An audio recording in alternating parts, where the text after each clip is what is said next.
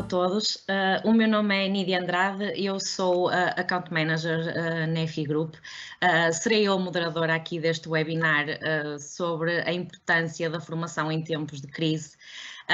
Gostava primeiramente de agradecer aos nossos participantes e começar por apresentar o nosso painel de oradores, começando por alguém que quase que dispensa apresentações, mas que terei todo o gosto em apresentar, que é o professor Carlos Brito, vice-reitor da Universidade Portucalense, professor há 40 anos na Universidade do Porto. Foi ainda considerado em 2018 personalidade do ano pela Universidade do Porto e já esteve connosco num evento anterior, num seminário onde falamos sobre a inovação em Portugal. Boa tarde, professor. É um gosto, muito obrigada. Obrigada por ter aceito o convite. É um gosto estar aqui consigo. Obrigado, igualmente. Obrigada. Apresento ainda o meu colega João Pinto, Business Manager na EFI Group Portugal, que conta com mais de uma década de experiência na área da consultoria e também é formador, o que nos vai permitir dar aqui alguns inputs no âmbito desta formação. Bem-vindo, João Pinto, obrigada. Olá, é um prazer tarde. também estar aqui contigo. Obrigado eu. Pronto, dou então assim as boas-vindas aos oradores, reforçando que é um gosto estar aqui acompanhada por ambos e começava aqui por colocar uma primeira questão ao professor Carlos Brito. Uma vez que temos assistido a uma completa transformação por parte das empresas, sobretudo na forma como trabalham, como fazem negócios e até como interagem com outras empresas, acredita que esta pandemia acelerou os processos de transformação digital empresarial? Olha, muito obrigado pela questão, que eu acho que é extremamente pertinente. Eu acho que, creio que exatamente o termo certo é acelerou. Esta pandemia tem uma característica, que é comprimiu o tempo.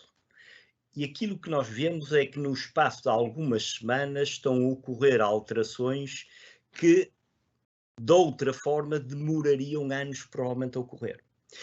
E essas alterações, como bem diz na pergunta que me coloca, ocorrem ao nível dos negócios, portanto, na relação, por exemplo, com fornecedores, ao nível das cadeias de abastecimento, na relação com os clientes, nomeadamente com um incremento enorme de toda a parte do comércio eletrónico, e também dentro da empresa, em particular com aquilo que nós vulgarmente em Portugal chamamos o teletrabalho. Pronto.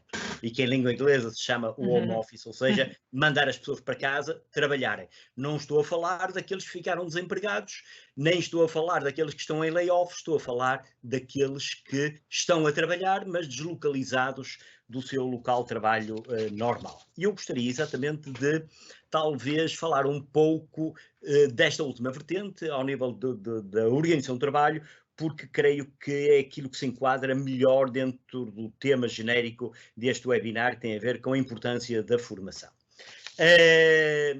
O teletrabalho em si não é, obviamente, não surge agora, já vinha de trás. Há países, mais para o norte da Europa, já com uma longa tradição de organizarem pelo menos partes, digamos, do tempo normal de trabalho durante uma semana, ou alguns dias das pessoas em casa, chamemos assim, porque tem de facto vantagens enormes.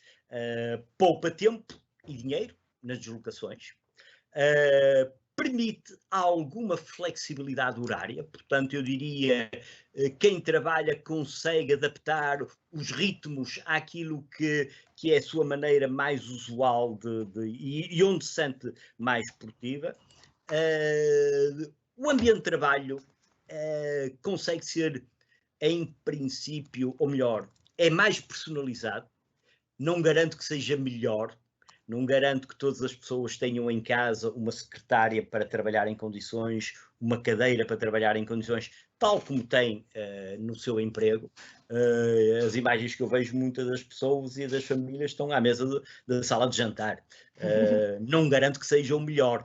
Deve ser, é cozy, é personalizado, não garanto que seja enfim, mas portanto tem essa vantagem, de qualquer forma. Tende a haver menos distrações típicas do local de trabalho, portanto vou ter menos gente a entrar pela porta dentro, a falar de futebol, a falar de carros, a desencaminhar-me para ir tomar um café, portanto estas coisas tendem a ocorrer e portanto é exatamente por isso que se diz, o teletrabalho potencialmente as pessoas vão ser mais produtivas. Como tudo na vida, há, digamos, uma segunda face. É que há todo um conjunto de desvantagens, desafios, limitações que também nos complicam. E gostaria de acentuar aqui 3. As pessoas tendem a trabalhar muito tempo, não menos, mas mais tempo, mal, e depois tem o problema social e emocional. Pronto. O trabalhar mais tempo eu acho que nem preciso explicar muito. Aqueles que efetivamente estão a trabalhar e que nos estão a ouvir, sabem que chegam às 7 horas da noite, eu quase não almocei, foi sempre a trabalhar. Há aqui gente que está a assistir a este webinar, de certeza que deve estar daqui a um bocado a olhar para o relógio, porque às 3 horas já, ou às 13 ou às 4 já vai engatar noutra coisa, e portanto isto é tudo muito, muito condensado. De facto, há este risco, não é trabalhar menos, é trabalhar mais tempo. Mas também há o risco, não só de trabalhar mais tempo, mas de trabalhar pior, porque há uma ausência de horário. Aquela questão da flexibilidade pode levar aqui a algum caos na maneira como eu organizo o meu trabalho, uma falta de planeamento.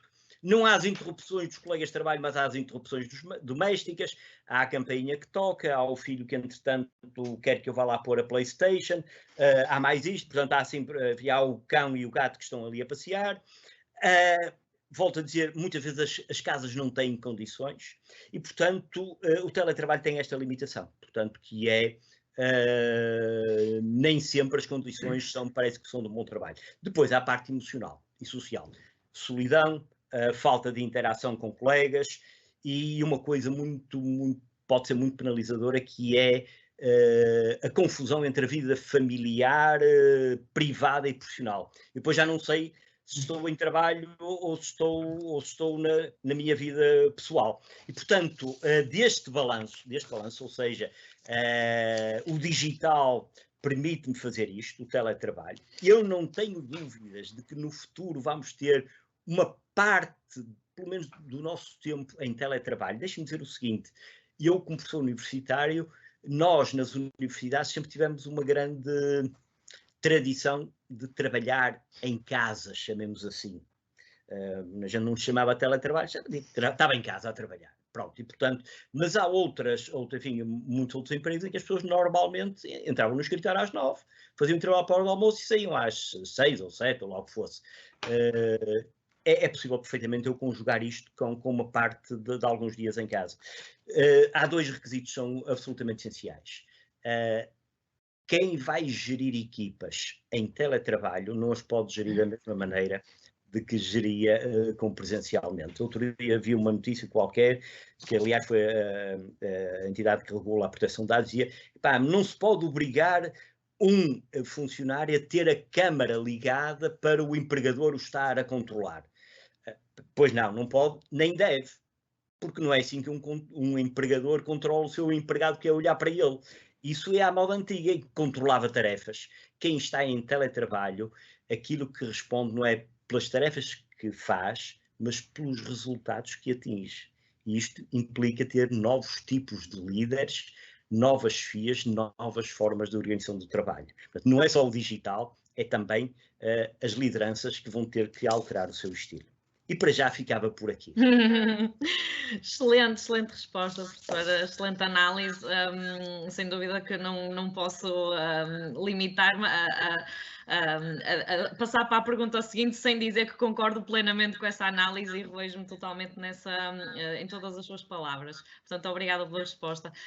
Passaria aqui para a pergunta seguinte para o meu colega João Pinto. Aqui, portanto, nós na FI Group, de que forma se verificou esta transição e qual foi o seu impacto? E em que medida a organização se adaptou a esta nova realidade? Bem, antes de mais, agradecer a todos os participantes, também em nome da FI Group, por partilharem um pedaço da sua tarde connosco e, portanto, espero que possa ser uma conversa interessante para toda a gente também. Depois, relativamente à questão, foi uma transição, digamos que suave, sobretudo por 2 motivos, eu diria. Por um lado, porque estamos inseridos num setor de atividade que de algum modo é privilegiado, ou seja, ao contrário de outras áreas como a indústria, por exemplo, onde não é possível ter toda uma empresa em teletrabalho. No nosso caso na nossa realidade desde que naturalmente a empresa tenha, ou as empresas tenham as suas metodologias, as suas ferramentas bem estipuladas.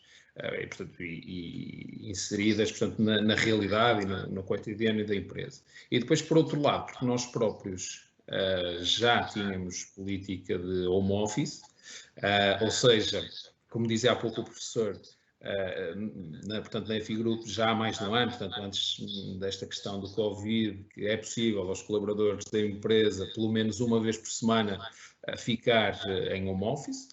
Naturalmente que isso exige uma série de ferramentas, não é? Portanto, seja do ponto de vista de equipamentos de trabalho, seja do ponto de vista de softwares, de RPs, de DRMs, quer dizer, todas as ferramentas que depois sustentem esse trabalho e permitem que as coisas aconteçam naturalmente. Claro que acaba por ser uma novidade para todos, estarmos todos em home office ou em teletrabalho ao mesmo tempo. E aqui foi a novidade. Ainda assim foi suave na medida em que já de alguma forma estávamos preparados e, portanto, acabámos por minimizar esse impacto e, portanto, ao dia de hoje estamos todos há várias semanas. Já não sei precisar exatamente quantas, porque o tempo nesta circunstância acaba por se confundir um pouco, mas já há várias semanas que assim estamos e, portanto, as coisas têm decorrido normalmente.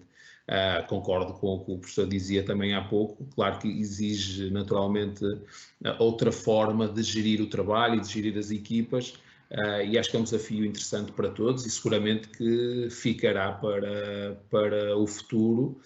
Portanto, talvez uma transição, mesmo quando as coisas voltarem à normalidade, será sempre uma aprendizagem e acho que a tendência é cada vez mais setores, dentro da medida do possível, também passar para uma parte da sua atividade poder ser via home office. Muito bem, obrigada, Pinto. Professor Carlos Brito, faço aqui a pergunta seguinte. Portanto, em que medida a formação dos colaboradores ou os planos de formação empresariais são importantes para capacitar as empresas durante estas adversidades que, no fundo, podemos considerar como sendo inesperadas? Olha, essa questão de facto hoje é particularmente relevante, mas tal como muita coisa assumiu uma importância acrescida, não porque não existisse, mas por causa dos desafios que vivemos hoje de alteração rápida do contexto. A questão que me coloca, no fundo, acho que pode ser enquadrada dentro daquilo que nós chamamos a formação ao longo da vida. Eu sou de uma época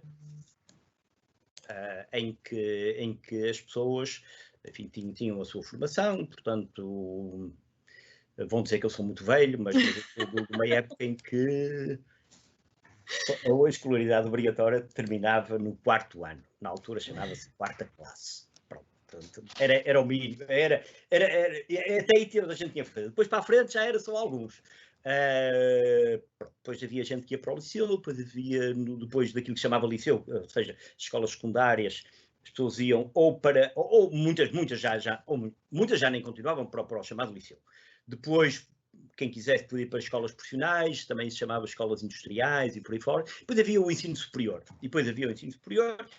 E geralmente, enfim, quem chegava ao ensino superior ou ficava a meio, enfim, dos seus estudos, ficava por aí, portanto, enfim, ficava formado para o resto da vida.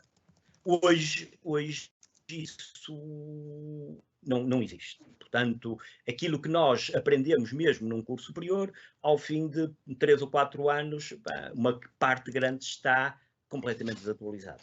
E, portanto, um desafio grande para qualquer um de nós,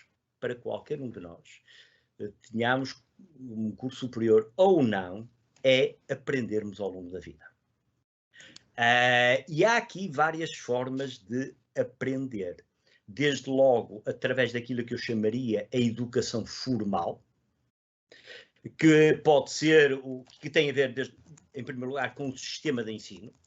o ensino básico, o secundário, o superior, o profissional, etc. Estamos a falar de educação formal.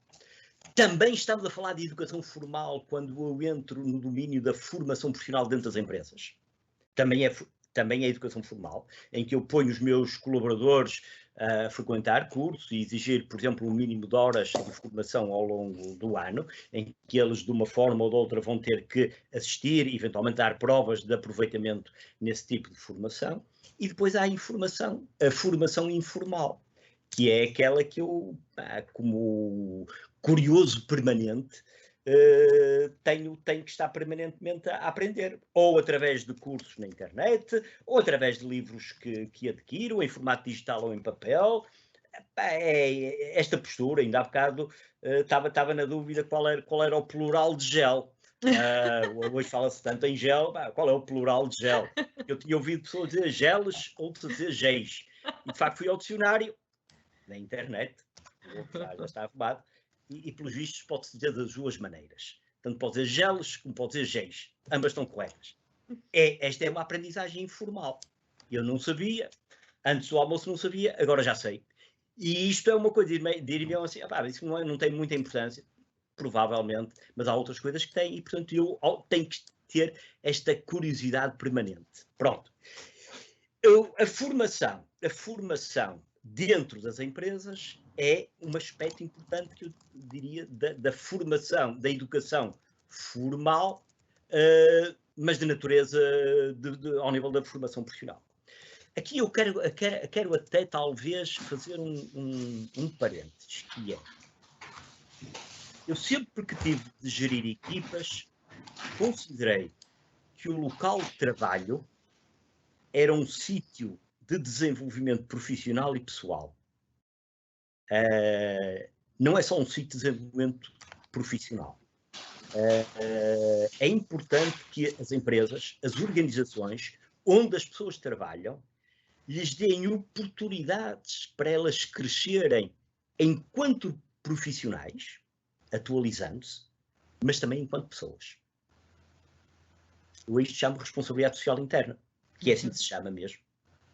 E posso dizer que, se até puser de lado a questão da responsabilidade social e olhar apenas do ponto de vista meramente interesseiro, eu garanto, porque tenho essa experiência, que as pessoas trabalham muito melhor quando têm uma entidade empregadora que se preocupa com que elas cresçam pessoal, do ponto de vista pessoal.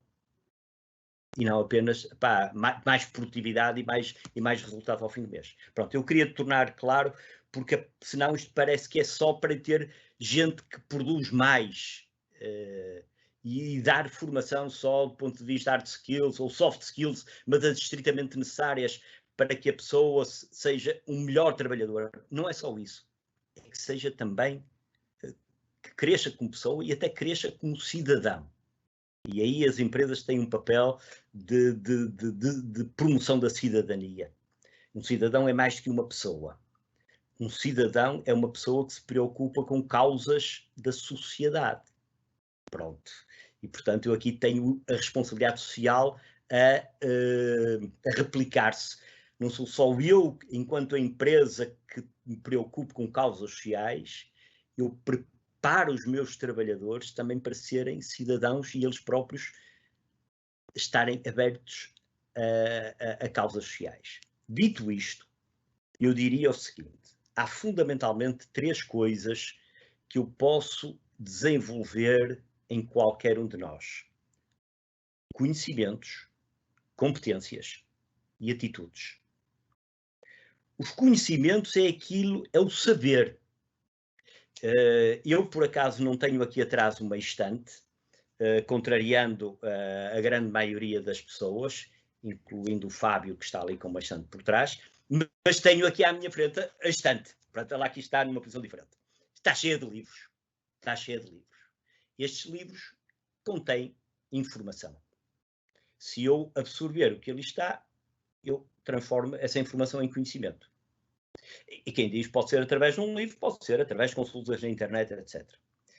Os conhecimentos tendem a depreciar-se com alguma rapidez hoje em dia. Porque depois há outra coisa. não basta saber, é preciso saber fazer. Ao saber fazer, eu chamo competências. As competências tendem a depreciar-se também, até porque as tecnologias vão evoluindo, mas tendem a depreciar-se menos. Porque a capacidade de adaptação é maior. Eu posso passar de uma competência para outra de uma forma mais evolutiva. E esta é a segunda vertente da formação que eu tenho que dar aos meus colaboradores. Não só atualizá-los em termos de conhecimentos, mas também desenvolver novas competências. E depois há a terceira vertente, que é a atitude. É a maneira de ser e de estar na vida. Tem a ver com os valores, tem a ver com a sua postura, tem a ver com aquilo que hoje se designa muito como human skills, que é mais do que soft skills. E isto volta a remeter para algo que eu disse há pouco, estas tendem a ser muito mais estáveis. Porque se eu desenvolvo determinado tipo de atitudes, elas não passam. Elas tendem a permanecer e a ser úteis em diferentes contextos. Por exemplo, a resiliência. Eu conseguir ter uma equipa de colaboradores resilientes, eles são resilientes nesta pandemia e vão ser provavelmente resilientes nas próximas pandemias que iam de vir aí. Eu não falo das próximas ondas desta, falo das próximas pandemias ou de outros contextos. A resiliência é algo absolutamente fundamental que eu tente desenvolver nos meus colaboradores. Isso não tem a ver com conhecimentos nem com competências. Tem a ver com a atitude. Inteligência emocional, criatividade, abertura à resolução de problemas complexos. Tudo isto são human skills, são extremamente importantes nos meus colaboradores. Obviamente, é diferente eu ter uma empresa a operar na área de serviços profissionais e de consultoria como a FI Group, ou ter uma empresa na área de confecção ou calçado, obviamente, mas eu tenho sempre que trabalhar estas três vertentes adaptadas a cada um dos contextos. Conhecimentos, competências e atitudes. Não nos vamos esquecer disto. Os conhecimentos são aqueles que se depreciam mais rapidamente, as atitudes são aquelas que tendem a perdurar mais ao longo da vida. E, portanto, para responder à sua questão, é importante a formação dos colaboradores, absolutamente essencial. Porque não se pode esperar que uma escola ou uma universidade ensine tudo.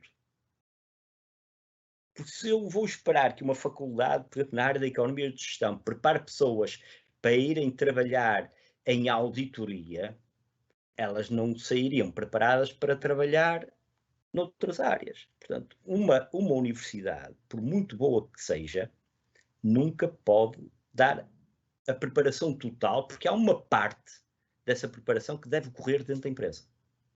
Isso é absolutamente crítico. Se não ocorrer,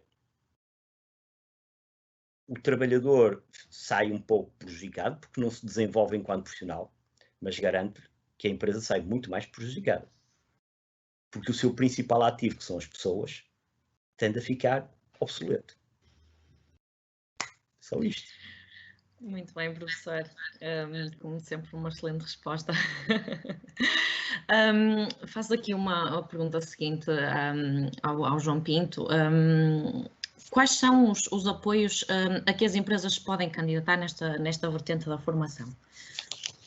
Esta área da formação profissional é seguramente das áreas que, ao longo dos vários quadros comunitários, tem uma maior fatia, portanto, no fundo, a qualificação dos recursos, onde se insere em grande medida a questão da formação profissional. Portanto, tem sempre uma grande relevância nos vários quadros comunitários e, portanto, o Portugal 2020 não é diferente. Há várias medidas que apoiam de uma forma genérica a formação profissional. Aquilo que nos interessa hoje é, sobretudo, focarmos, hoje, no contexto deste webinar, é sobretudo focarmos na formação à medida das empresas, e aí eu destaco os projetos de formação autónoma. Uma vez que são projetos que visam, sobretudo, portanto, investir na qualificação dos recursos no sentido de inovar as empresas, no sentido de, no fundo, uma maior qualificação específica dos colaboradores e, dessa forma, aumentar a competitividade, então, das empresas, portanto, numa lógica de médio e longo prazo, naturalmente.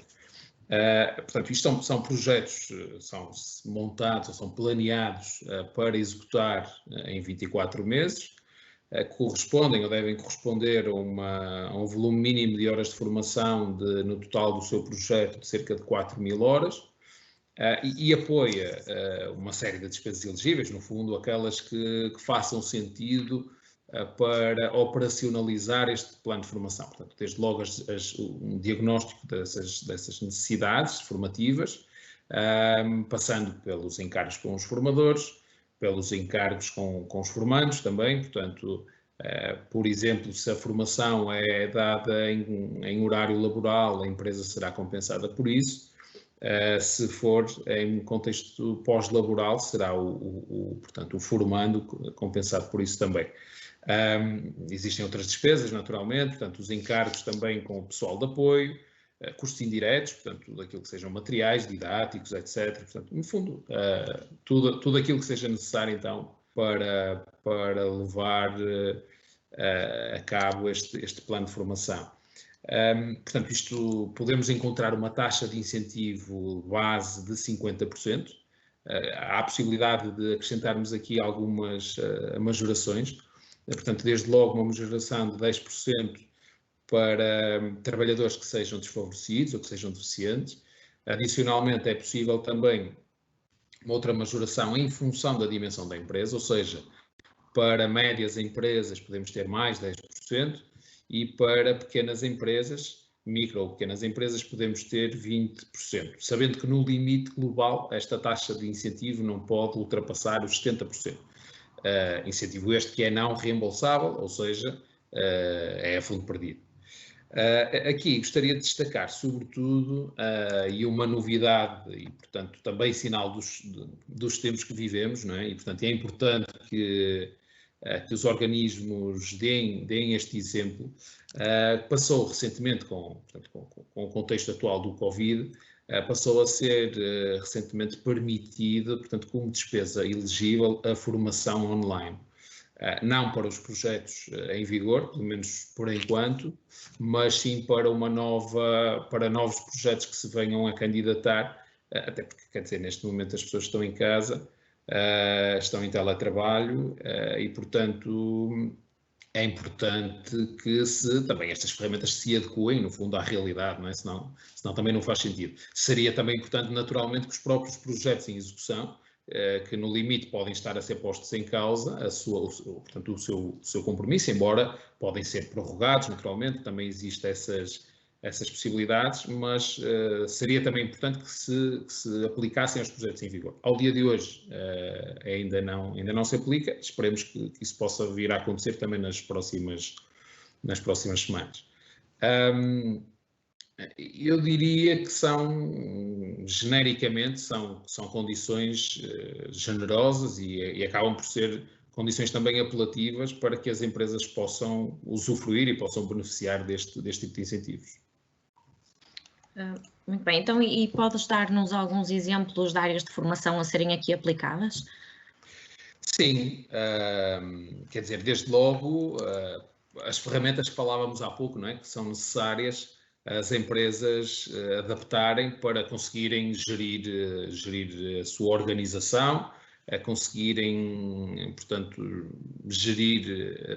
dotar a gestão da empresa do conhecimento das ferramentas necessárias, portanto, desde logo formação em software, por exemplo, nos softwares que sejam necessários, que contribuam para esse efeito, como os ERPs, os CRMs, outro tipo de software mais específico à atividade das empresas, ou outro tipo de formação, como planeamentos, como otimização, processos produtivos. No fundo, terá que se ajustar e, portanto, um dos principais benefícios deste tipo de projetos é que se faz um diagnóstico de necessidade na empresa, das principais necessidades na empresa e, portanto, desenvolve-se um plano à medida das suas necessidades, sempre com o objetivo de tornar a empresa mais competitiva, por via da melhor qualificação dos seus recursos, e também para fomentar a inovação, portanto, das empresas, tendo por base também que é importante cada vez mais que as nossas empresas possam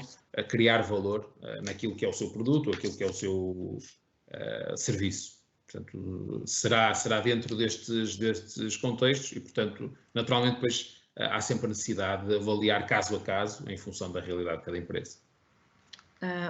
Muito bem, obrigada. Professor Carlos Brito, aqui a próxima pergunta é direcionada para si.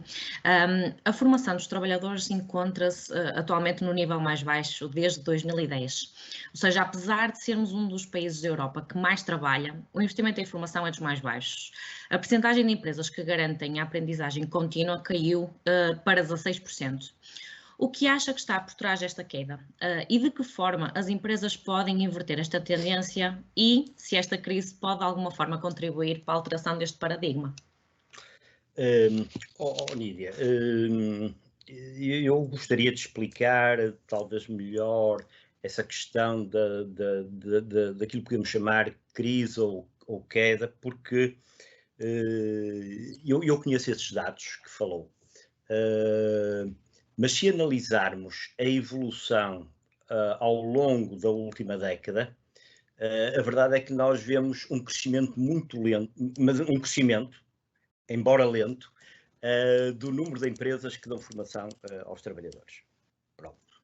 Aquilo que se verificou é que no último ano houve uma queda grande. Portanto, eu diria, eu não me preocupo muito com fenómenos pontuais.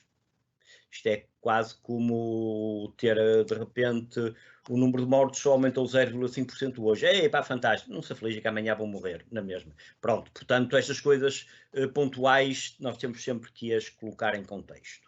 Portanto, aquilo que acontece na realidade é que hoje o número de empresas que dão formação profissional aos seus colaboradores de forma regular, está mais ou menos ao nível daquilo que acontecia no início da década, em 2010. Pronto, mais 0,1 ou menos 0,1 está mais ou menos. Foi, como digo, crescendo ao longo da década, muito suavemente, e no último ano caiu. E, portanto, voltou a ficar.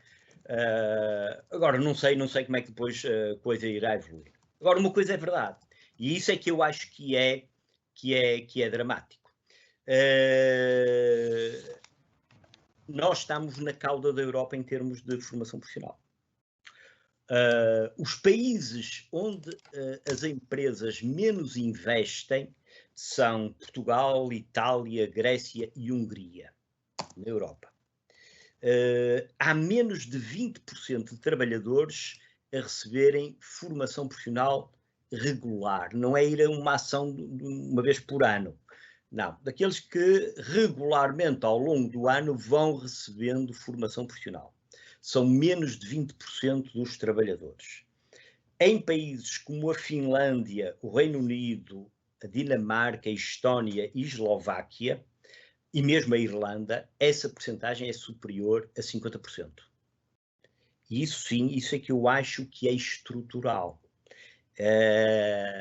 E aqui volto a referir, porque há um papel muito grande das empresas. Nós cá em Portugal temos um pouco o hábito de dizer que o Estado tem que fazer tudo. E tem que apoiar tudo, e é importante, obviamente, que crie essas condições.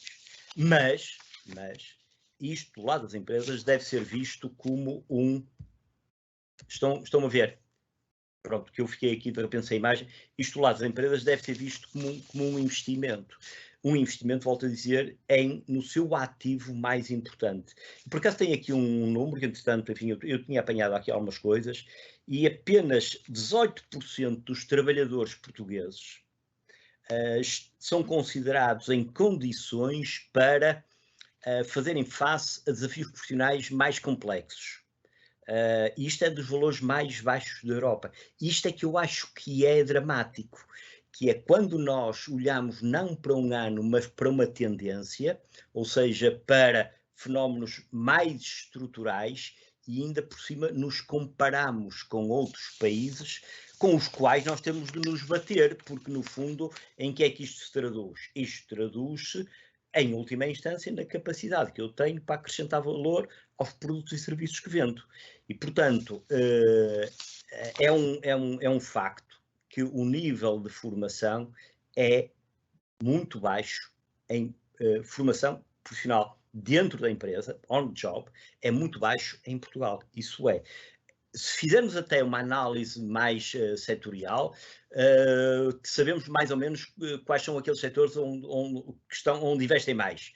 Posso lhe dizer que é toda a parte do gás e da eletricidade, as farmacêuticas, a banca, o setor automóvel, portanto, são aqueles que mais envolvem os seus trabalhadores em ações de formação. Mas depois há setores tradicionais mais assentes em pequenas e microempresa em que a formação é muito, muito baixa. No limite, pode-se, quando muitas pessoas são capazes de frequentar coisas ligadas àquilo que se chama higiene e segurança no trabalho, como é que é onde fugir se houver um incêndio, o que é que é onde fazer se alguém partir uma perna, que é muito importante, mas não chega. Mas não chega. E há uma coisa que eu quero aqui dizer, que é e eu sei que há pessoas ligadas a empresas que me estão a ouvir e vão dizer, isto é mesmo conversa de professor universitário. Mas enfim, mas depois vão me desculpar se acharem que é. Eu não quero viver num país de salários baixos. E a única forma para eu não viver num país de salários baixos é ter capacidade para produzir coisas, produtos ou serviços com alto valor acrescentado. Pronto. É a única maneira em que eu tenho produtos ou serviços altamente competitivos por esse mundo fora, não porque são baratos, mas porque são ou melhores, ou mais funcionais, ou mais bonitos, ou o que quer que seja. Ou seja, acrescento valor. E é através dessa criação de riqueza que eu depois vou remunerar os fatores, seja o capital, seja o trabalho, enfim, a função empreendedora e empresarial e por aí fora. E, portanto, mas para eu conseguir isto, eu tenho que ter pessoas, não basta que eles saiam bem formados das universidades e das escolas profissionais. E eu, na empresa, também tenho que investir na formação dos meus colaboradores para saber que eles vão ser capazes de dar a resposta na produção e na venda de produtos e serviços de alto valor acrescentado. E isso, creio que ainda falta alguma consciência nessa parte. Creio que ainda falta aí alguma coisa. Porque os números não são 3% nem 4% a menos. Aquele número que há bocado citei, Portugal, comparativamente com os países com maior nível de formação dentro das empresas, é cerca de 1/3 ou a 4ª parte daquilo que se faz de melhor a nível da Europa. Isto é demasiado significativo. Sem dúvida, professor, os números falam por si, não é? Exato. E é isso mesmo, Nídia, que é quando as diferenças são pequenas, eu não dou muita importância, assim, coisas, mas não estamos a falar de números pequenos, estamos a falar de uma diferença de 15% para 60%. É demasiado grande. É demasiado grande. Isto não é martelar os números para eles nos dizerem aquilo que nós queremos. É que aqui nem preciso martelar nada. Eles, só quem não quer ouvir é que não ouve. É verdade, sem dúvida. Só quem não quer ler é que não sabe. É mais assim, não é? Exato. Muito bem. Faço aqui a próxima pergunta ao João Pinto. Bem, numa economia como a nossa, não é? Que é dominada por pequenas e médias empresas, a realidade é que são as grandes empresas com pelo menos 250 trabalhadores que asseguram a formação dos seus colaboradores. Qual é o estímulo que as PMEs necessitam para inverter esta situação? Bem, eu diria que o estímulo já o tem, não é? Porque ainda há pouco vimos que, de facto, há historicamente incentivos para o efeito, que, como vimos, são generosos, não é? Quer dizer, estamos a falar, pode chegar aos 70% a fundo perdido de financiamento, portanto, exatamente nas micro e nas pequenas empresas, portanto, para o plano de formação das empresas. Eu acho que melhor estímulo do que este seria difícil. Agora, admito sim que seja uma questão mais cultural e mais social ou seja, é um pouco à semelhança da própria escolaridade, não é? Nós temos dos piores níveis de escolaridade da Europa, e inclusive mais de metade da nossa população ativa, não é, que está atualmente disponível para o trabalho, não tem um ensino secundário completo. E, portanto, eu acho que a formação profissional ou a baixa formação profissional nas PMEs vem nesse seguimento, portanto, será algo cultural. Claro está que o facto de serem, sobretudo aqui as micro e pequenas e as médias, portanto, já depende caso a caso, mas são empresas com estruturas mais pequenas, algumas que trabalham com valores, portanto, com produtos de pouco valor acrescentado e, portanto, que não veem como prioridade a questão da formação. Enquanto que as grandes empresas, portanto, naturalmente têm outras estruturas, têm outra mentalidade e de alguma forma percebem que é nuclear o investimento na formação profissional. Portanto, sinceramente, parece-me que do ponto de vista económico ou do ponto de vista financeiro os estímulos existem, portanto não será por falta deles. Infelizmente, será mais por uma questão cultural. Acho que aqui temos que trabalhar mais com os empresários, no sentido de os convencer que, de facto, é um investimento a médio e longo prazo, e como falava também há pouco o professor, que o objetivo é criar valor acrescentado. Quer dizer, usa-se muito uma expressão de, muitas vezes, quer dizer, por vezes ouve-se empresas ou empresários a dizer, ok, mas eu, quer dizer, eu vou contratar um colaborador, vou investir nele, na formação dele, ele depois sai e eu acabo por perder esse investimento. Quer dizer, eu costumo utilizar a expressão do, ok, então e se não investir dinheiro nenhum na formação dessa pessoa, quer dizer, o tempo que essa pessoa estiver na empresa não vai estar a ser tão produtivo quanto poderia ou quanto deveria. Portanto, quer dizer, aqui a questão às vezes as pessoas preocupam-se mais com o que perdem e não com o que deixam de ganhar, portanto, pelas suas ações. Portanto, acho que é sobretudo uma questão cultural e é por aí que temos que trabalhar e que temos que melhorar, seguramente. Se me permite, eu até pego nas palavras do João, que subscrevo totalmente, e porque essa questão cultural existe, é transversal à sociedade. Obviamente não é só nos empresários, começa logo nas famílias. Genericamente, as famílias em Portugal não têm a noção de que a educação é um investimento. Não tenho dúvidas de que, em muitos casos, se eu tiver um filho a chegar e disser aos pais, olha, eu quero fazer uma pós-graduação que custa 6 ou 7 mil euros, eu digo, pá, isso é muito caro. Mas se for preciso, esse pai no dia seguinte vai gastar num carro 40 ou 50 mil euros. E se for preciso, já agora são mais 4 ou 5 mil só para as jantes.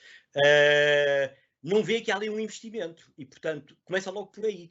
E, portanto, é transversal, eu concordo totalmente consigo, porque, no fundo, os empresários também são pais, e às vezes também não veem que até o investimento que foi, e outra coisa que se nota muito bem é as pessoas muitas vezes dizem, pá, o Estado nunca me deu nada. Pá, nunca deu nada, não é bem assim. Eu tenho feito algumas contas por alto, e uma pessoa que tem andado no ensino público desde, enfim, até se formar, só aí vamos pôr 150 a 200 mil euros que o Estado, ou seja, todos nós investimos nessa pessoa. Mas as pessoas não têm consciência. É muito dinheiro.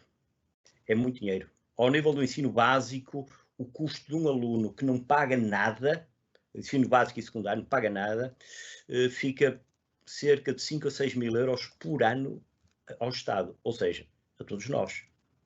Pá, se isto não é um investimento, digam-me lá o que é. Certo. Verdade, professor. Bem, eu aqui também aproveito e dou a minha opinião. Eu acho que realmente aqui a questão cultural está muito vincada e nós portugueses, e ponho aqui a meia culpa, não é?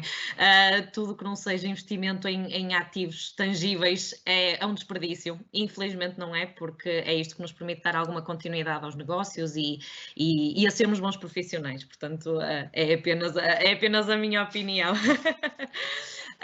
Aproveito e pergunto aqui ainda ao João Pinto, relativamente ainda voltando ao tema dos incentivos existentes, até quando é que as empresas podem submeter os seus projetos e como é que poderão colocá-los em prática? Certo. Bem, as candidaturas estão disponíveis ao dia de hoje em período contínuo até ao final do ano, portanto até 31 de dezembro de 2020. Isto é, aliás, uma prática dos últimos anos, portanto, este é um aviso que está aberto em contínuo e isto é mau sinal. Mau sinal em que sentido? É um bom sinal porque as empresas têm a qualquer momento, naturalmente, as candidaturas disponíveis, mas é sinal que o dinheiro que existe para esta linha não se esgota e, portanto, que não há procura suficiente, o que está claramente em contraciclo com todas as outras, não é? mais comuns e mais correntes que abrem candidaturas 1 ou 2 vezes por ano, um período de 1, 2 meses e a procura é claramente excede a oferta. Isto, lá está, mais uma vez o reflexo aqui nas linhas da formação profissional é que de facto a procura está abaixo daquilo que é o dinheiro disponível, portanto as empresas podem e devem aproveitar, até porque este quadro comunitário, as candidaturas terminam este ano, não é? Portanto, no final do ano, e as empresas podem, a partir do momento que submetem a candidatura, começar com... Tem 2 opções na prática, podem começar com os investimentos, e sabendo que depois ficam a aguardar o resultado, e no caso do resultado ser positivo, ou seja, a candidatura ser aprovada, perfeito, o projeto já está em execução. No caso de não ser, acaba por ser formação que foi financiada pela própria empresa. Ou se não, pode sempre aguardar pelo resultado e depois tomar a decisão de avançar apenas com a aprovação. Portanto, as candidaturas vão sendo avaliadas à medida que vão chegando também ao organismo, ao contrário das linhas mais habituais, e, portanto, é de facto uma oportunidade e na linha que temos vindo a falar, quer dizer, eu acho que todos deveríamos reconhecer de facto que a formação é importante, é claramente um ativo, portanto, se há apoios para o fazer, então as empresas poderiam e deveriam aproveitá-lo cada vez mais. Sem dúvida, para melhorarmos aqui os números da formação em Portugal. Dou por encerrada as minhas perguntas e abro aqui, no fundo, as perguntas aos nossos participantes. E começo aqui pela nossa participante Rita Diniz, que agradeço desde já pelas perguntas e faço aqui um 2 em 1 para o professor. Portanto, a Rita começa por dizer que nos dias de hoje, nos dias em que vivemos, acho que não pode ser considerado um verdadeiro teletrabalho, tendo em conta a responsabilidade de apoio para os filhos que os pais têm. Como vê essa problemática? E aproveito e faço também a pergunta de cima, que é quais são as sugestões que o professor daria para o aumento da produtividade do teletrabalho? A primeira observação obviamente pertinente, porque não é um verdadeiro teletrabalho, porque há uma acumulação de outras funções, até porque os miúdos, os mais pequenos, enfim, as escolas estão fechadas e, portanto, há ali todo um conjunto de tarefas domésticas que também têm que ser acauteladas e, portanto, não há dúvidas de que pronto, é um teletrabalho em condições muito especiais e aquelas pessoas também têm empregadas domésticas, às vezes a empregada também não vem e, portanto, é tratar dos miúdos, é tratar da casa, é aspirar, é fazer o almoço, o jantar, etc. Ainda por cima trabalhar, portanto, é um teletrabalho de facto especial, isso é absolutamente verdade. Em relação a sugestões, ora bem, eu diria que as grandes sugestões que eu dou é tentar colmatar aquelas falhas em que muitas vezes são típicas do teletrabalho. Desde logo, eu acho que é importante ter horas. Não é mau se a pessoa se levantar mais ou menos à mesma hora que se levanta normalmente. Pode levantar um quarto de hora mais tarde, pronto, não vai gastar no trânsito. Mas se normalmente se levantava a uma determinada hora e estava no emprego às 9h30, eu acho que se pode continuar a levantar à mesma hora e começar a trabalhar às 9h. Está ótimo. Pronto. Não vai a trabalhar como um louco durante todo o dia, em que nem vai almoçar nem nada. Tem que ter horários. Tem que ter pausas. Isto é uma coisa que as pessoas aconselham muito. Ao fim de meia hora a pessoa deve fazer uma pausa. coisa que eu não faço, devo dizer, mas aconselha-se. Portanto, deve haver aqui alguma disciplina, deve haver algum planeamento do trabalho, e, portanto, são coisas que se devem fazer. Numa situação mais, diria, não agora neste contexto, mas mais corrente, há até, fala-se muito em, digamos, na expansão que podem vir a ter espaços de coworking. O coworking, muitas vezes nós associamos a pessoas que estão a lançar novos negócios, etc., mas podem ser também espaços onde as pessoas trabalhem como trabalhadores de uma empresa. Eu, em vez de ir para a empresa, que demoro meia hora a lá chegar, vou para um espaço de coworking que fica aqui ao lado de minha casa e vou para lá trabalhar. E assim separo uma coisa que é o trabalho, é a casa, daquilo que é o local de trabalho. Pronto, e estou ali a trabalhar. E até as entidades públicas podem fomentar isso. E perguntam assim, mas porquê as entidades públicas vão fomentar isso? É sempre eles a pagar? Não, porque vão poupar numa data de outras coisas, nomeadamente na pegada carbónica, etc. A sociedade vai ficar bem melhor. Portanto, há aqui algumas coisas que se podem e devem fazer. Mas eu diria muito, esta disciplina, no curto prazo, é muito importante manter. Do ponto de vista das empresas, eu cito sempre este exemplo do meu filho.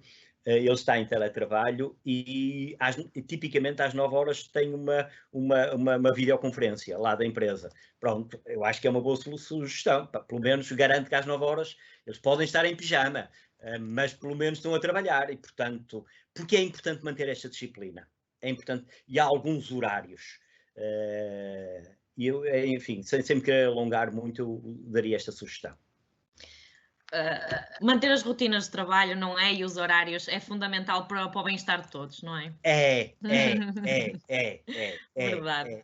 Embora o teletrabalho tenha esta vantagem de adaptar ao ritmo de cada um, mas que não seja demasiado, porque rapidamente aquilo se transforma num caos. Claro que se a pessoa for um criativo de uma agência publicitária, provavelmente esse caos até é um caos criativo. Mas se há alguém que tem que trabalhar em equipa com outros, muito caos vai causar problemas, posso lhe garantir. Acredito que sim, professor. Direciono aqui duas perguntas, ainda da Rita Diniz, que agradeço também novamente a intervenção, para o João Pinto. Tenho intenção de tirar um MBA. Essa despesa é elegível e quais as entidades que podem dar formação? Direciono para o João Pinto estas questões. Obrigado. Bem, relativamente à primeira questão, infelizmente não é possível, portanto, considerar como uma despesa elegível a questão do MBA no âmbito destes projetos.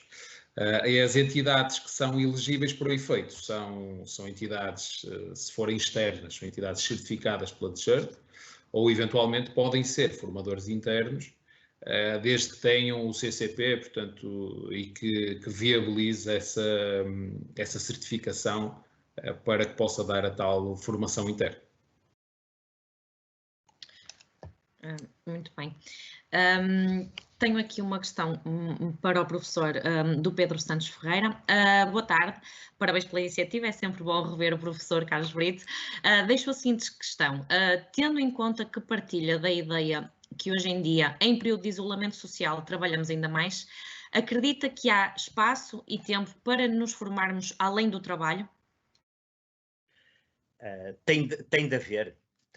Portanto, estas semanas que estamos a passar, eu diria, são semanas anómalas. Portanto, andamos todos, enfim, meios... enfim, é uma situação completamente fora do normal. Agora, é verdade que em Portugal se trabalha muitas horas. Tradicionalmente. As pessoas trabalham muito. Não garanto é que trabalhem bem, mas trabalham, estão muitas horas. Estão muitas horas. E até há uma certa cultura da empresa de fomentar estas muitas horas, porque se a pessoa chega, se o horário de trabalho, se a pessoa entrou à hora, e se vamos supor que o horário de trabalho termina às 6, e se a pessoa sai às 6, pá, este tipo andou ali a contar os minutos para sair. Não. Significa apenas que fez o seu trabalho. Eu, se for à Alemanha e o meu horário terminar às 6, eu sair às 6:30, bem me perguntar, o que é que se passa contigo porque estás a trabalhar mal. Pronto. Cá em Portugal é exatamente ao contrário. Cá em Portugal gosta-se que as pessoas fiquem muito tempo no local de trabalho, para mostrar que trabalham muito. Portanto, e agora com esta questão de vir para casa, claro que há os filhos e há a cozinha e há as limpezas, etc, mas a sensação que eu tenho é que as pessoas estão a trabalhar muito. Em situação normal é preciso disciplina, mas é preciso disciplina quer estejamos em teletrabalho, quer estejamos numa presença física na empresa. A começar pela própria empresa, pela cultura empresarial, porque não é tendo as pessoas amarradas à empresa que elas vão ser melhores trabalhadores. Aliás, garanto, no longo prazo vão ser piores trabalhadores.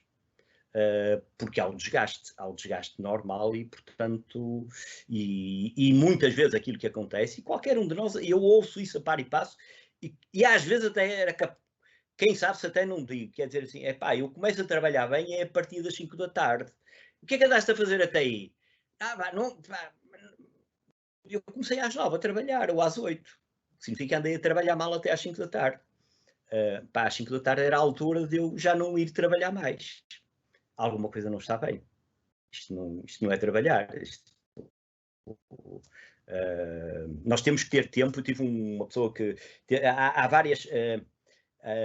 nós temos que gerir o trabalho, temos que gerir a família, temos que gerir os amigos, temos que gerir a nossa saúde, e tudo isso são equilíbrios que é preciso manter. E se conseguirmos manter, as empresas também vão sair a ganhar. Não somos só nós enquanto trabalhadores. É preciso a disciplina, Uhum. Ganhamos todos, sem dúvida. Aqui duas perguntas do nosso participante João Santos, direciono agora para o João Pinto. Relativamente aos apoios que falaram, é possível submeter candidaturas neste momento e caso tenhamos apoio externo no diagnóstico e elaboração do plano de formação, este tipo de consultoria é possível incluir nos projetos? Sim, as candidaturas estão disponíveis, como disse há pouco, até final do ano. E, portanto, ao dia de hoje já é possível submeter as candidaturas. Relativamente a outra questão, sim, também é possível que essa seja uma das despesas elegíveis, no fundo, para a elaboração do plano de formação e para toda a sua operacionalização, no fundo. Muito bem. Aqui uma última pergunta do Carlos Alva para o professor e para encerrarmos aqui a nossa tertúlia. Entendendo a formação como uma componente da educação, pode ou deve esta ser reformulada em função dos novos desafios já lançados e outros que se prevêem que com esta crise que vivemos presentemente, com que prioridades? Isso é absolutamente crítico. Vamos lá ver o seguinte. Eu acho que nenhum de nós sabe como é que isto vai terminar. Portanto, sabe mais ou menos como começou. Alguns nem sabem, há coisas que nem sabemos bem como é que isto começou, ainda há aí teorias da conspiração, etc. Mas não sabemos como é que vai começar. Agora, uma coisa é verdade. A normalidade vai ser sempre uma nova normalidade. Portanto, isto quando regressar não vai ser a velha normalidade. Na melhor das hipóteses, vamos estar na nova normalidade. Ou seja, numa situação mais ou menos estável, mais ou menos controlada, mas que nunca será igual àquilo que era no passado. E, portanto, o mercado de trabalho vai se alterar brutalmente, quer do lado da procura, quer da oferta de trabalho. E reparem, eu utilizo a palavra trabalho, não utilizo o emprego, porque o emprego é apenas uma forma contratual de trabalho, há mais formas contratuais, e o emprego era uma coisa que já estava em declínio. Portanto, eu se vir das pessoas ativas num determinado país, aqueles que trabalham por conta de outrem, tendencialmente eram cada vez menos. Essa tendência vai se acentuar. Significa que haverá outras formas das pessoas organizarem o seu trabalho, nomeadamente como profissionais liberais, como empresários por conta própria, enfim, o que for. Portanto, vai haver uma alteração grande no mercado de trabalho. Por outro lado, as formas de organização do trabalho também, e mesmo as necessidades. Por exemplo, toda a parte digital vai ter um incremento enorme. Creio que a sua primeira questão, Nídia, foi um bocadinho por aí. Toda a parte digital. E uma coisa que nós sofremos muito, quando digo nós, não é em Portugal, em geral, é de iliteracia digital. Por exemplo, eu desafio as pessoas que aqui estão a ouvir-nos, além dos oradores, a começar por mim, quantos é que nós estávamos familiarizados com uma plataforma destas há 2 meses? Isto foi uma formação intensiva que levámos todos. E, portanto, são novos desafios. A parte digital vai ter um incremento enorme e, portanto, as ações de formação dentro das empresas ou fora. Há bocado houve uma pessoa que levantou a questão do MBA. É fantástico que alguém diga, não, eu vou frequentar um curso que não está integrado na empresa, que até nem vai ser apoiado por programas de apoio, mas que eu acho que é importante para mim. Dramático é quando eu tenho pessoas que vêm ter comigo e dizem assim, mas eu não disse nada na empresa porque não me deixavam. Eu falei, mas o curso não é pós-laboral? É, mas eu não digo nada, porque, olha, primeiro vão ficar a pensar que eu vou trabalhar menos, e depois vão ficar a pensar outra coisa, é que eu vou me formar e vou sair daqui. Eu digo assim, aquilo que eu tenho não é um empresário que pensa assim, é um merceeiro. Um mau merceeiro, porque eu tenho muito respeito pelos merceeiros. Quando eu tenho alguém que diz, é bom ter colaboradores com pouca formação, porque é a garantia de que eu os mantenho, essa empresa não pode ir longe. E eu sei de empresas que é exatamente esta a postura, em que se alguém não só não dão formação aos seus colaboradores, como não deixam os seus colaboradores a frequentarem cursos cá fora, pagos por eles, sem prejuízo do horário de trabalho, com receio que eles fiquem pessoas mais capazes. Assim não vamos longe. É preciso esta alteração, é preciso esta alteração. Muito bem, professor. Acho que acabamos aqui de uma excelente forma e fica este o pensamento, não é? Portanto, a formação é importante para todos e capacitamos-nos não só nós enquanto pessoas, como profissionais, como também ajudamos as nossas empresas. Portanto, eu aproveito aqui em nome da DFI Group para agradecer ao professor, foi um gosto, é sempre um gosto recebê-lo. Foi um gosto também.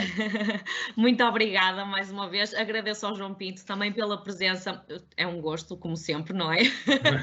Obrigado também, Nida, obrigado professor, obrigado a toda a gente que esteve presente e esperamos também que o nosso ciclo de webinars continuará, não é? Portanto, a abordar diferentes temáticas que esperamos que todas elas sejam pertinentes, também tendo em conta o momento atual e, portanto, mantenham-se a par, mantenham-se ligados, não é? Não há forma de estarmos desligados agora para estarem a par também das próximas sessões. Mais uma vez, obrigado, professor, também por ter aceito o nosso convite e obrigado, Nino.